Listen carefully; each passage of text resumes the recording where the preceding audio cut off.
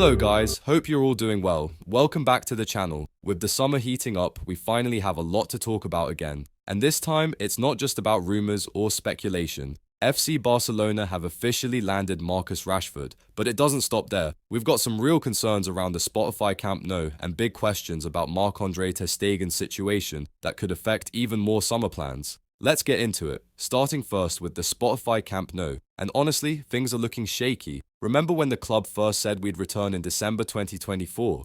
Then it was pushed to February 2025, and now, even the promised return this August for the Gamper match has collapsed. The big return video? Deleted. The city council didn't approve the licenses, and construction isn't where the club hoped it would be. It's now being called a race against time to be ready for the new season, and even the Champions League group stage could be affected. If Barca aren't ready by the first game, UEFA rules would force us to play the entire league phase at Montjuic. And at that point, would it even be a surprise if we end up playing another full season away from our stadium? The issue isn't just delays, it's the lack of honest communication from the club. Fans just want clarity, no more broken promises, no more fake return dates. Now, on to Ter Stegen. He's not joining the pre-season tour of Asia, and there's growing doubt about whether he'll undergo back surgery. The problem? If he does get the surgery, he'll be out for around 4 months. But it's not just that, there's also no urgency. He had a full summer off, and now, right at the start of the season, he's still undecided. It gets more complicated.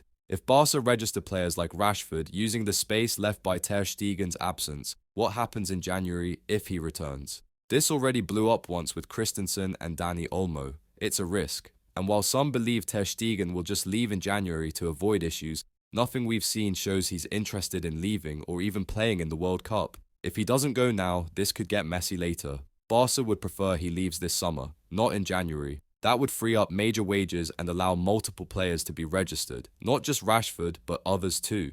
But at this point, it doesn't look like he's going anywhere. Now, let's finally talk about Marcus Rashford. There's a lot of excitement around this deal, and rightfully so. This is a massive move. Rashford only wanted Barcelona. He's been training in Spain. He's appeared in YouTube videos talking about how much he wants to play with Lamine Yamal.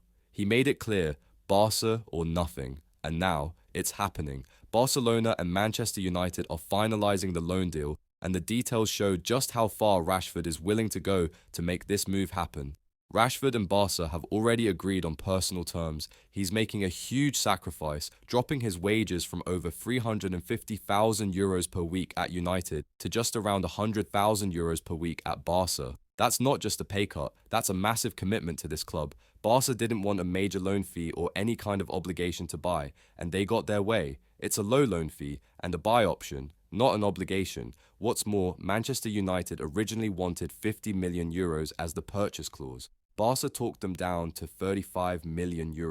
That's impressive negotiating considering United are desperate to offload his wages, and other clubs were willing to pay the full €45 million that United were asking. But Rashford turned them all down. He waited for Barca. It's not all perfect though. There's still uncertainty around his wages. Some reports say 10 million gross, around 5 million net. Others, like Fabrizio Romano, claim it's 14 million gross and about 7 million net. Either way, that's a big number, and it puts him among Barca's highest earners. But let's be real, it's only for 1 year. There's no loan fee, no obligation, and the buy option is reasonable. Still, with Rashford desperate to join and United pushing to offload him, Deco probably could have pushed for a slightly better salary figure. Even so, if Rashford performs, if he helps this team rotate better, if he gives Flick an option that improves the squad, the wages won't matter. If he scores and delivers in key moments, it'll be worth every cent.